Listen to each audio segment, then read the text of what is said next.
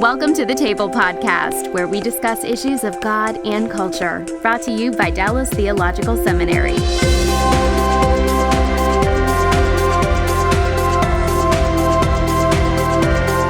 Hi, my name is Bill Hendricks. I'm the Executive Director for Christian Leadership at the Hendricks Center, and I want to welcome you to the Table Podcast, where we deal with issues of God and culture. We often deal with a lot of issues that are current in our daily culture, and particularly the thorniest of those issues. Today, however, we want to get back to what I like to call some basic blocking and tackling relative to the local church. And with us today is Dr. Gary Brandenburg. And Gary, up until September, you were the senior teaching pastor at Fellowship Bible Church here in town, and then you've transitioned into a new role there that you're called pastor at large, right? Right. And so you're still involved very much with the church, but this new role, what does that allow you to do?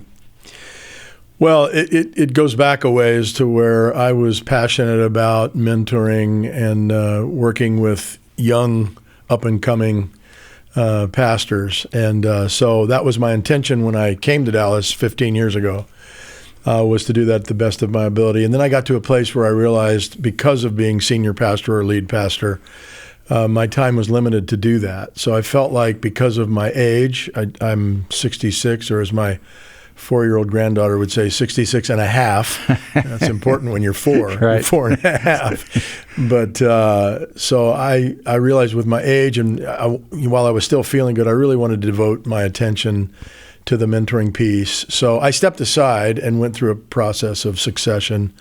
And so now I'm out of the way for a little while, so that my successor can kind of establish himself. That's right.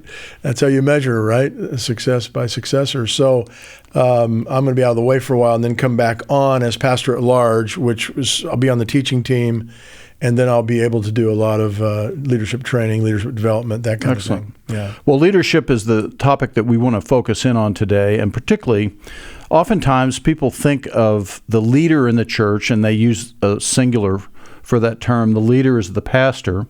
And certainly pastors should and often do exercise leadership. But in many churches, the real leadership is not by just one person. It's by a group of people, a number of whom are known as elders. Mm-hmm. And that, of course, is actually a term out of the New Testament.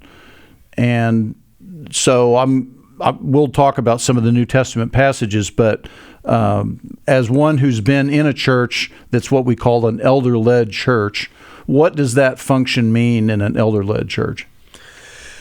Well, I think, first of all, it's the realization that leadership is plural in the New Testament. I think there's a lot of room. Polity is pretty flexible there in the early years in the New Testament. But I think one thing that we can conclude is that leadership is plural. Peter, for example, 1 Peter 5 calls himself a fellow elder. So I think what's sad is that, in my experience, I've found that most churches are more familiar with a democratic style of government than they are with a biblical form of government.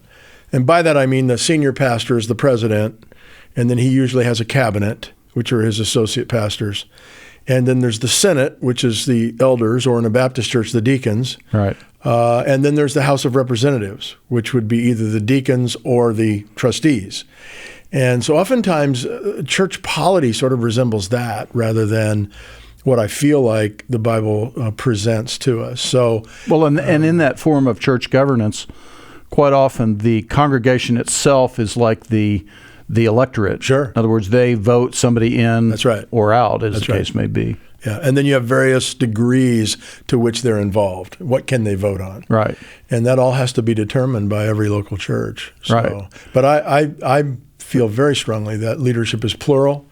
I feel like in my role as a pastor, I am one of the elders. In fact, I almost always introduce myself. I never stand up and say, I'm Gary Brandenburg, I'm lead pastor of Fellowship. I always stand up and say, I'm one of the elders here at Fellowship.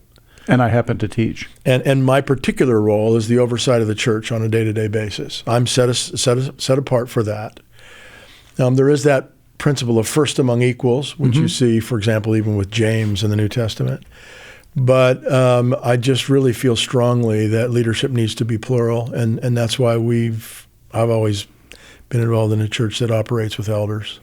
And so if you're in that first among equals, the person who's been responsible for teaching, or one of the teachers, what do the other elders do? Well, that's a good question, because I've been in a church with 3 elders. I've been in a church with 20 elders, and currently now I'm in a church that has 11 elders. Is that partly a function of church size? I think so. It's a function of church size, and also it is a function of what you determine the role of the elders to be, and that has to be negotiated. So, for example, where I am right now, it's a policy governance model. The elders really have no day-to-day responsibilities other than to oversee the vision of the church, oversee the finances, and oversee, in general, the health of the church. But I was at another church which really followed more of a Presbyterian model. Which would mean you would have ruling elders and teaching elders. Okay. But in this case, it was not a Presbyterian church. So what they had was what I would, I guess, refer to as executive elders and shepherding elders. So there were 20 elders. 7 of them were the ones that met more regularly to handle the details of the finances and the legal matters of the church. And then you had 13 other elders who, along with those 7, had shepherding responsibilities. So if there was a marriage that was in trouble, one of the elders would be involved in that way. So it worked well in some ways, but because there were so many elders, it was really a bit heavy, top heavy, in making sure everybody was on the same page. Well, and I wanted to ask you about that, making sure everybody was on the same page. I will not name names, but I am familiar with a person who's quite well known in church planning circles and in church government circles, who had planted a church that turned out to be a very successful church, and many churches have been birthed out of that church. But in the early goings, I think at one point they had like 60 elders. And what made it difficult, I mean, aside from 60 elders, that's a lot of voices to be in one room. They tried to operate on what they called the principle of unanimity. In other words, the only way we can move forward is if all 60 elders agree. Yeah, good luck. Well, that meant that oftentimes there were elder meetings meet until, close to 2 a.m. And finally you get everybody to agree, but it's because somebody's just like, look, I'm tired, I want to go home, fine, whatever. And they cave. It wasn't because they really were, quote, on the same page. So is unanimity an ideal that's not an ideal? Well, no, I think it's an ideal. It's a good ideal. I mean, you want unanimity as much as that's possible. But there are, as you say, there are a lot of horror stories. I was at a church where before I got there, there was one particular elder who was oppositional and didn't like some decisions that had been made, and he knew that because they had to be unanimous on every decision, all he had to do was vote no, and he could hold up everything. It was really a tragic situation because they were trying. And now, how do you deal with that? So I think there needs to be a process laid out to where you say, all right, first time through this, let's see where everybody is. And, if we're unanimous, great. If we're not unanimous at our church, what we do is we say, if we can't be unanimous with 11 people, if we can't be unanimous, let's put this on hold and seek the Lord on this. Let's pray about this, and then we'll come back together and we'll continue to work on it. So, if you have, hopefully you've got a decision that's a pretty wise decision and everybody sees the wisdom of it. If not, then you can delay it, but then in my case, I would go along to the one, if it's one elder, and I would want to hear. There may be some real reasons for why that person's holding out, but I wouldn't want to move forward until, if it was not unanimous, at least that individual would say, heard. I'm not going to oppose this. So that maybe the better principle is one of consensus. Yeah, it is consensus. Yeah. And I don't think you'd ever want to go, in our case, I don't think you want to do something based on a 6-5 vote. Right. But I do think there should be something laid out that says, I think ours, honestly, I didn't look it up, but I think ours is, once the decision is made, I think if there's one dissenting vote, then we can still move forward.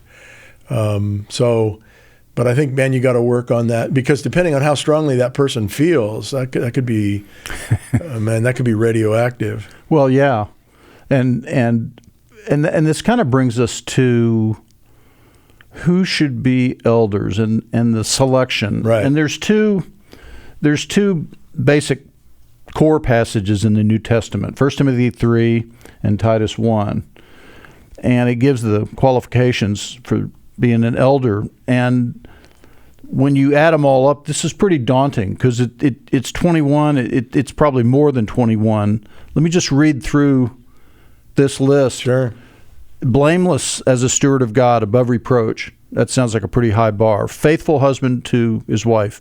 Temperate, sober, vigilant, sober-minded, prudent, of good behavior, orderly, respectable, given to hospitality, able to teach, not given to wine, not violent, not pugnacious, which means that word. Means ready to pick a fight. Yeah, that's right.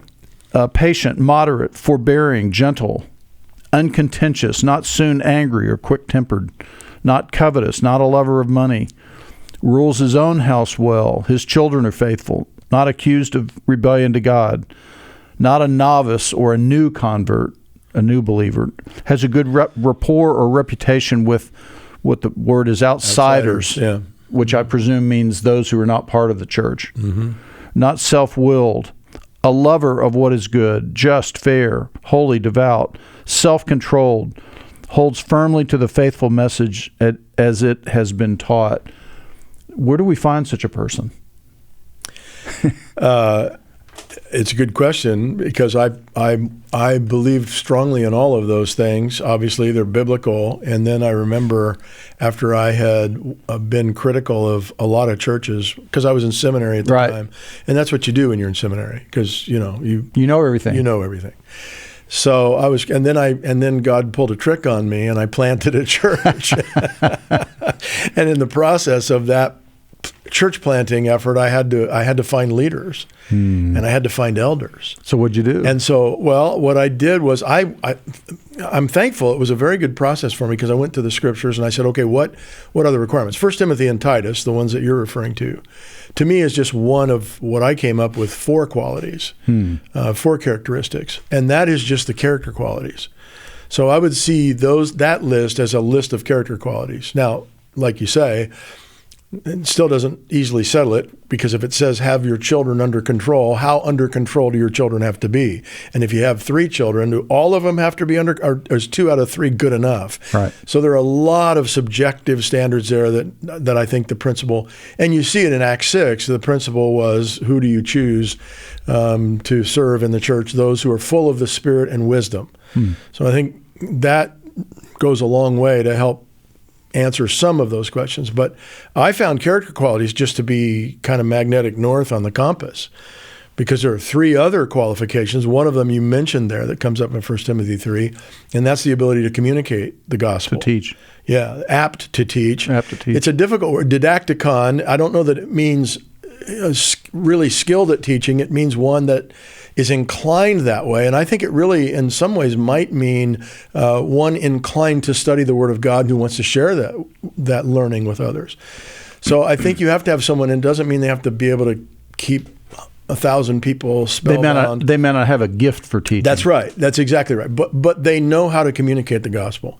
And frankly, in Titus it says, and refute those who contradict, which is oftentimes just as important. But there's that teaching aspect. But then there's also what I call the catalytic component. The word for leadership, oftentimes in the New Testament, is prohistemi, the idea to stand before. It's not to go behind.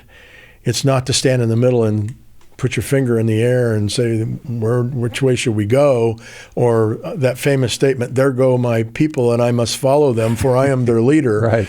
But it's the idea of a person who takes initiative.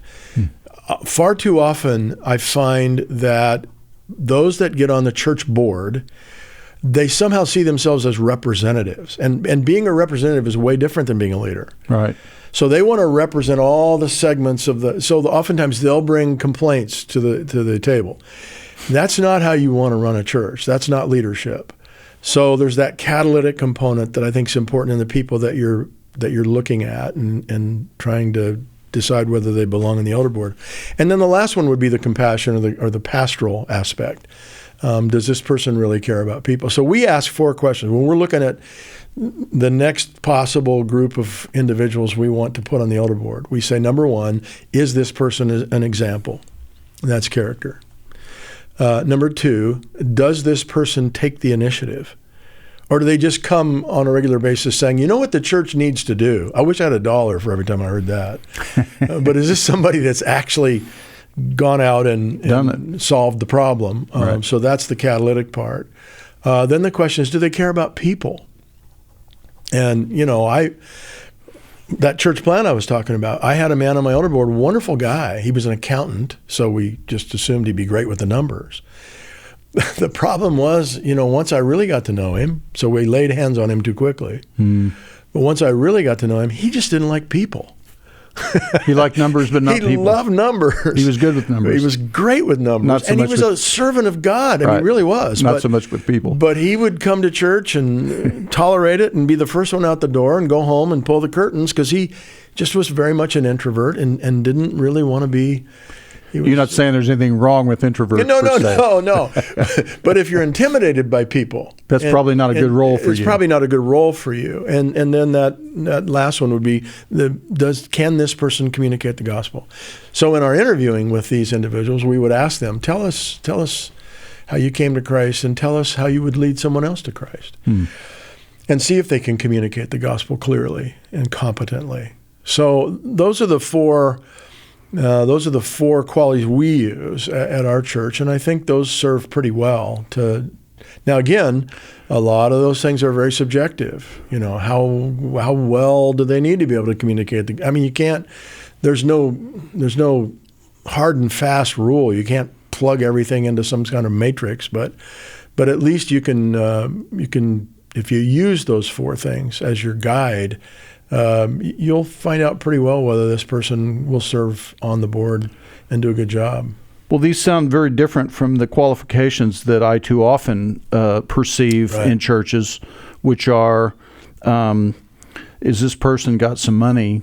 Does this person have some leadership responsibility where they work? And does this person look like somebody who'll be on my side? That's correct. Are they successful? Yeah, and not just do they have money, but do they tithe? I mean, they can have money, but you got to make sure that they're giving it. Right. And frankly, churches I've been at too, I've actually heard the conversation. Well, we probably need a lawyer on the board, so they'll even go by. We probably need an accountant. I was persuaded to do that when I planted the church. This guy, we need him on the board because he's good with the books. The church needs good lawyers and good accountants, you're saying, just not necessarily on the board. And they may be good board members and have those skills, but you don't put them on there just because they have those skills. There are other factors. So that's why those 4 factors are important. A church is a different organism than just, let's say, any other nonprofit. Yeah, let's hope so. Yeah, so I think those are, and you left out a couple other things that oftentimes are considered when considering out how long have they been at the church. Yes, it's their turn. It's their turn. They've been here all this time, or who are they related to? Are they related to big money? And we want to hold them close. I mean, I just don't. Those are bad characteristics. They're definitely looking at the church through the lens of human eyes, not God's eyes. Sure. Well, so you mentioned somebody who'd been at the church a long time, just by virtue of the word as it's translated, elders. And I actually was interesting, that term elders, or at least that English word as it's translated, goes all the way back into the Old Testament and then all the way into the Gospels. And you remember throughout the Gospels, it talks about the chief priests and the elders and these are the enemies of Jesus, and into the book of Acts, and it talks about Stephen and how the chief priests and the elders and the other leaders got together and ended up condemning him, and he was stoned. And then there's a shift in Acts 11 where a church gets planted in Antioch, and a prophet prophesies there's going to be a famine, and it says the church in Antioch collected some money and sent it by Barnabas to the elders down in Jerusalem. And suddenly that word shifts over into use in the church. You've noticed that yourself. Yeah, I have, and it's the it's the subject of some debate we've had even on our elder board, because every once in a while one of our elders says, guys, we're getting long in the tooth. We need to get some young men on the board. And I will always say, okay, I understand, I'm sympathetic with the desire. We need to always be cultivating new leadership. However, let's not forget, regardless of what else you think an elder is, the word itself depicts someone that has some age. And hopefully through that, some experience and maturity, they've been tested, their character's been tested. With age comes wisdom, but hopefully. Sometimes age comes all by itself. Right, yes. I know that all too well. Yes. But ideally, with age comes a certain degree of life experience and wisdom. So I think we've got to be careful. I understand people are sympathetic and say, well, we need somebody on here that's got kids in our children's program, so let's get a 25-year-old. However, I would also say this, Bill, that when you look at the New Testament, and you pointed to a good example, the elders in Jerusalem are going to be far more experienced than the elders in Crete. Right. I mean, in Crete, because it says don't put a novice in the role. Well, I mean, in some situations, you've got people that just haven't been Christians for very long. Well, and in that particular context, somebody who had been there in Jerusalem and had been raised in the Jewish faith would have had deep background in the Old Testament. Right. And of course, and not only in the Old Testament, but in Hebrew. Right. Okay. And so when they are, as you say, able to teach, they can open the scriptures, That's correct. the Old Testament scriptures, and teach. Mm-hmm. Imagine somebody who's grown up in Crete and they're in a Greco-Roman world, they don't know Hebrew. Right. Which probably means they've never read the Old Testament. Yeah, and even what they know is fairly new to them. But nonetheless, it says that elders were appointed there. And so much so that in Titus, it says that the church is not even established until elders. I mean, he says, set in order the things, and namely, appoint elders in every city. So, and elders is always plural. It doesn't say appoint an elder or find a senior pastor. It says appoint elders, plural, in every place. So if I take it, if I understand what you're saying correctly, you would tend to find your elders among the more elderly, the older folks in a congregation, hopefully. But that doesn't mean there's no hope for startup churches that, say, have a predominance of millennials. Not at all. Because there's a lot of those now. That's right. They can still have elders. Absolutely. And because that's who they've got in their congregation. Right. But so that's why if you use those four characteristics I mentioned, you can apply those to anyone. It doesn't matter their age. Is this a person of solid character? Is this a person that has a certain degree of communication ability of the gospel? Is this a person that really cares about people and has demonstrated that? Is this a person who takes the initiative and helps solve problems and doesn't just bring them to the church leadership?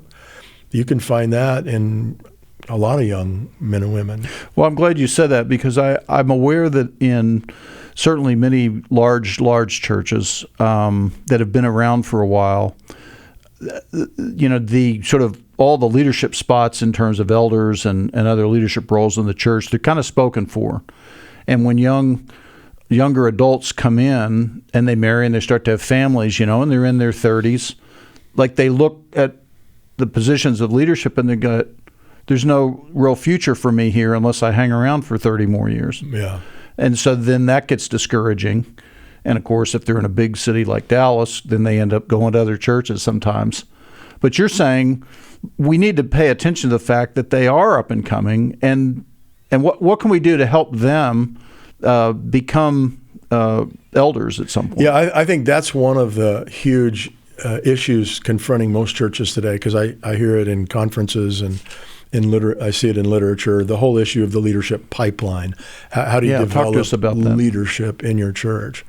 And I wouldn't say that we've been tremendously successful at that, although I think the key there is that you just keep your eyes open, your ears open for people that demonstrate a certain level of leadership, and then you try to help them. You know this full well. Help them with their giftedness. Mm-hmm. Find out where they're gifted and help them. I think where we really struggle as a church is that we get some really gifted people. And these are people out there, let's say, for example, they're out there building businesses.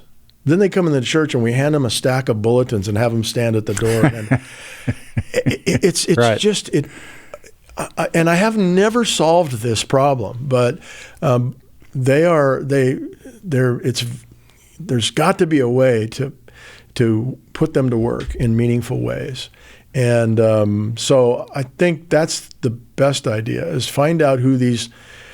If we're talking about younger people, mm-hmm. Then find out who they are that show some upside in terms of leadership, and then get to know them, take them to lunch, talk to them, put them in a role. It could be leading a small home group. Right. It could be teaching a training experience. It could be leading an initiative that the church is going to take them on a missions trip. Mm-hmm. Whatever, somehow give them opportunities to where they can lead. And that's the issue, is don't ask them to follow your lead all the time without at least giving them something where they can demonstrate their leadership. But most pastors, and I think this is a weakness in all organizations, we tend to lead down. We find it more comfortable to deal with people who are less qualified than we are. We don't lead up because we're a little bit threatened by somebody that's actually better at things than I am. So I think that's really important. Well, I remember years ago, the pastor of Highland Park Presbyterian Church here in Dallas was Clayton Bell, and he preached a sermon once in which, I don't have the exact numbers, but they had done some research and they tried to identify all of the particular positions, including volunteer positions, like within the four walls of a church. Yeah. So. Yeah, you've got your elders and you've got your deacons and the trustees, and then you've got your, Sunday school superintendents, and then you've got your Sunday school teachers and your nursery school teachers, and then you got the, the assistants, and you got the administrators, and you got the juice, the people that carry the juice for the kids, and all the way down. And if you totaled all those up in a church of his size, it was something like, 1,253 of those positions they had identified for the church at that time. Well, the church at that time had something like 6,500. Yeah, you don't have enough jobs. That was his point. He said there's not enough jobs within the church for all the people that are in the church. Right. His only conclusion was that means that for the majority of God's people, we need to arm them for serving God outside the four walls of the church. Well, that obviously means the workplace. It also means what you're describing in terms of home groups, right? In terms of projects out in the community, in terms of leadership in the community, but actually seeing those as an extension of the body of Christ out in the world. Yeah, and that's one of the ways you change a culture. You change a culture by changing the heroes of that culture. Mm-hmm. If the heroes are always the staff of the church, you're never going to change that culture. But if you can make heroes, for example, at our church, I know you've been proactive at your church to do that. Yeah, one of the finest OBGYNs in the city of Dallas goes to our church. And the ministry that woman has to the women that walk into her office is my influence pales in comparison to the influence that she has in that medical office. So you have to celebrate that. So I get her up on the stage. She hates it. I'll bet. But I'll get a panel of 5 or 6 people and talk about what they do. And so you help people envision what that would be like. One of our most recent elders, I've had my eye on him for 10 years. And I was so impressed with him Notre Dame grad, went to medical school, but decided he wanted to teach. So he ends up teaching in DISD and becomes a very effective teacher in DISD, so much so that they gave him a chance to build a school. It was a whole new concept in schools where he could actually, they had some competition where put in your idea of what you'd like to see done differently. And he did, and he won. And so now he just started this year a school that's based on giftedness. Excellent. So he's teaching children to find their giftedness and to exploit their gifts. And he's now the principal of that school. And he sounds like somebody I need to do a podcast with. You love doing a podcast with him. We're so proud of him, and I just so you celebrate excited. him. We celebrated that, and now he's an elder because he has shown in everything that he's done. He's got the qualities you're looking for. He's got those qualities. So, you see them, don't just look at what they do in the church. Have they poured the communion every month faithfully? Which is, you better have somebody that can pour the communion faithfully every month. Right. You need the volunteers. You definitely need that. And these are people that often have gifts of service or helps, that kind of a thing. Right. But when you see someone like that, that's an initiator, and he's out there solving a problem, and you say, wow, there's a characteristic. I already knew he was a man of character. I had made fun of him for years, just jokingly, because he went to Notre Dame. And I remember the first time he and I talked, I said, wow, I'll bet that was pretty exciting there on Saturdays at football games. And he goes, I don't know. He says, I was in the library every Saturday. I said, man, you've got to be the only guy I've ever known that's in the library during a Notre Dame football game. So, yeah, you wouldn't have thought of skipping a football game. No way. Yeah. So I think that's part of our job. I think as pastors is that we really are HR people, and we're looking for good human resources. I think when we stand before God, I've always felt, and I say this to my elders sometimes, we always think that, we're going to have to give an account for, I said, whatever accounting there is, I don't think the question is going to be, what did you do with the millions of dollars I gave you? Certainly, we've got to be responsible for that. But I'm more concerned about the question, what did you do with all of those people I gave you? As each one has received a special gift, 1 Peter 4:10, a charismata, a manifestation of grace. As each one has received, each one of us, a manifestation of grace, employ it in serving one another as good stewards of the manifold grace of God. And so I say to my elders, the stewardship sermon shouldn't be about money first. Right. It should be about what are we doing with that human capital that we have in our midst. That's a big deal. So, we're talking about elders, and not everybody's going to be an elder. You don't need everybody to be an elder. And that's one of the issues every church has to decide. How many elders do we need? Do we need 3? Do we need 11? Do we need 20? 60? I don't know. I can't imagine that. But those are some of the issues I think that need to be looked at. Well, then let's ask the question, how long should somebody be an elder? Like once an elder, always an elder? Good question. Or, you have a term, you rotate off. How does that work? Well, in our case, the congregation doesn't vote for elders. Okay. They affirm elders. We base that on the scripture that says that these individuals have been appointed to the church. Okay. So we have to confirm their appointment. So what we do when elders have decided, okay, this individual qualifies, we'd like to bring him on, then we go to the congregation and we put his picture in the worship guide and put his picture up on the screen, and we say, in case you don't know who this is, we are unanimously presenting this individual for you for elder. You have a 3-week time period.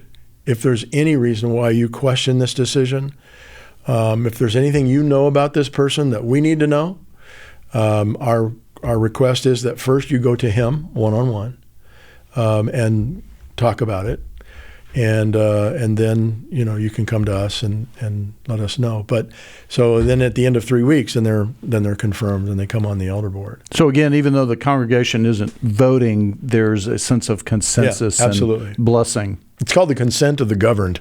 Okay, yeah, well. It's a kind of an important principle there. But yeah, so that's how we would do that process. Gary, one of the unfortunate realities of working at the seminary and working particularly at the Hendricks Center is that we frequently will get phone calls which are kind of like help calls, SOS calls from particularly pastors, graduates, and they're in a church and they're sideways with their elders, and you start to look into the situation and you discover a lot of toxicity in that elder board that's been there, frankly, often for generations or close to it. I'm thinking of churches where a handful of families have kind of run that church for a while, and they've kind of set up how this is going to go, and then they hire somebody as their pastor to kind of do their bidding, but they keep that person under their thumb, which for a recent seminary graduate who may have some school debt to pay off and so forth, that's a tough place to be when your livelihood is under the thumb of some people that hired you. And when you came in to candidate, they were all smiles and, this is going to be great. Yeah. And then you get there and you start to find all kinds of problems. Beware of the person who greets you at the airport, right? Yeah, we do a lot, I think, to intervene for the vocational Christian workers, the pastors, the church leaders at the Hendricks Center.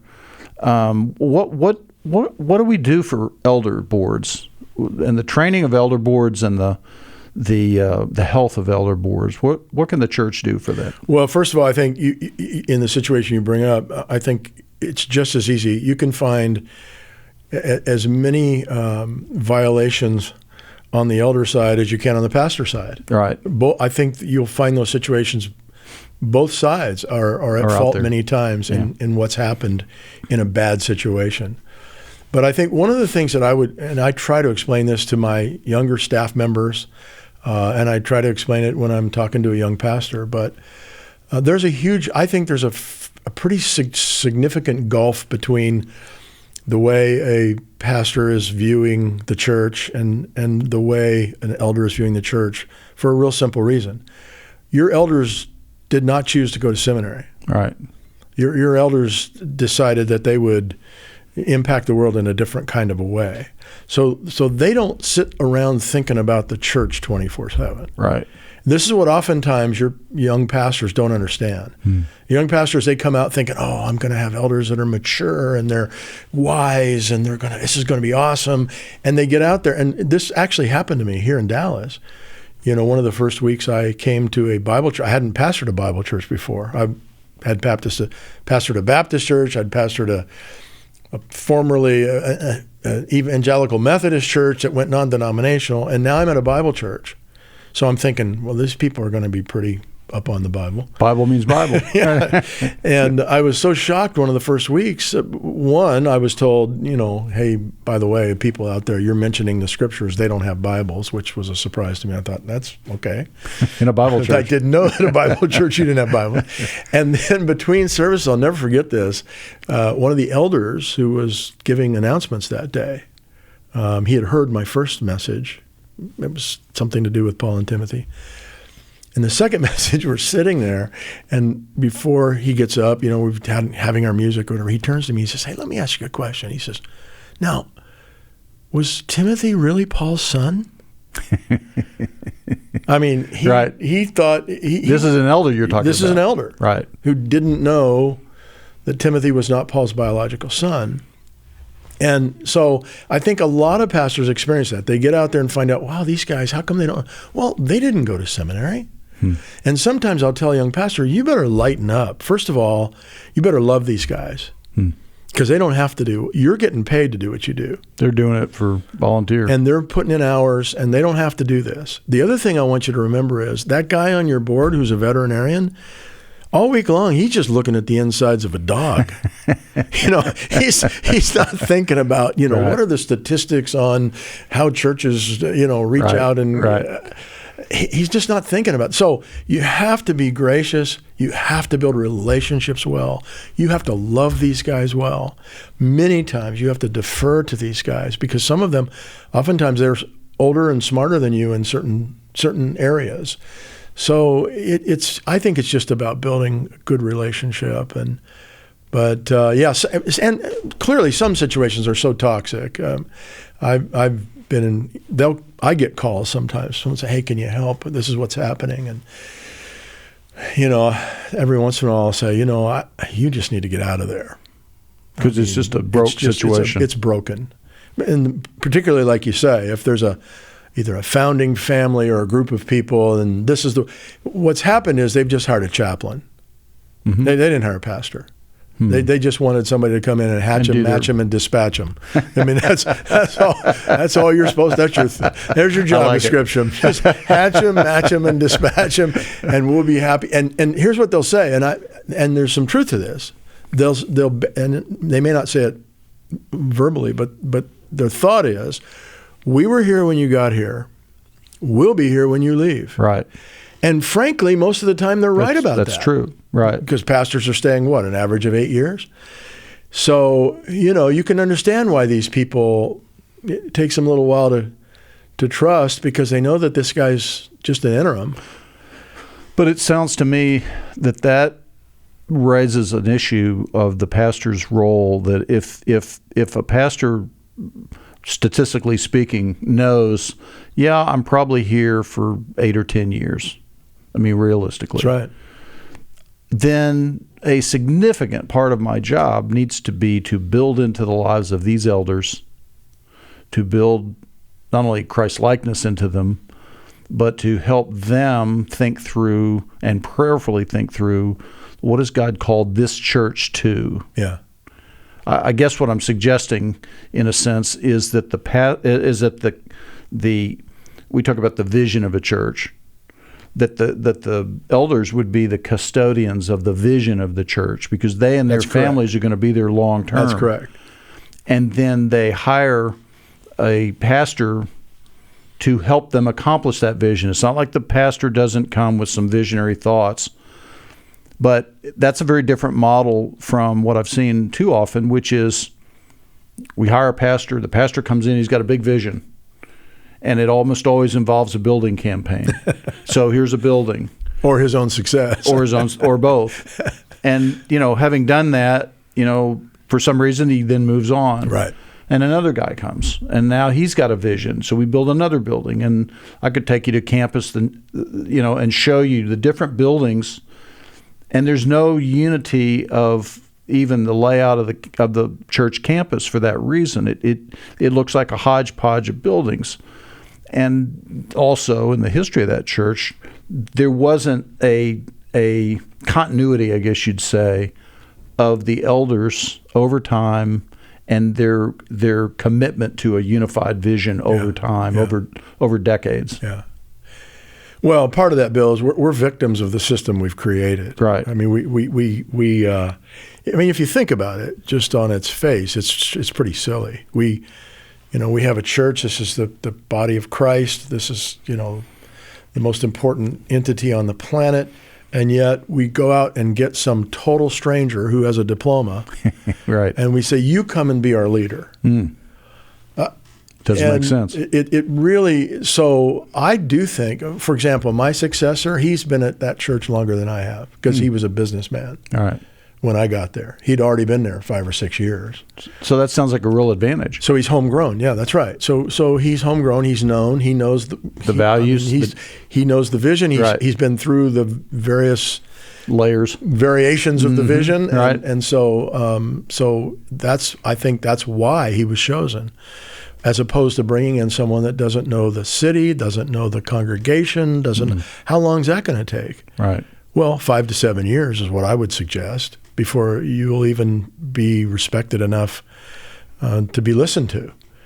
When I came here, I really think it took 5 to 7 years before people looked at me You as were one of them. Yeah, because at first you're the new guy, Right. and you're the new guy for several years. All right.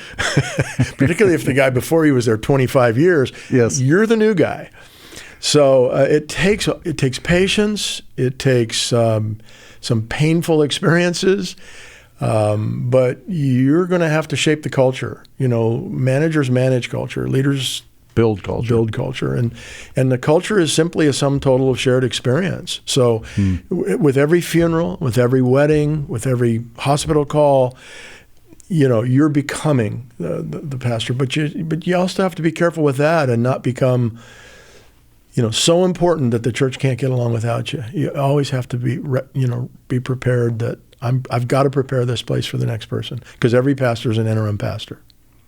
So in a way, from the very beginning, you're already thinking about succession. Right. Oh yeah, I think, and every elder board needs to have a succession plan. They need to be thinking about that. An emergency succession plan. What happens if the plane goes? The guy drops dead. Yeah, the truck story or whatever.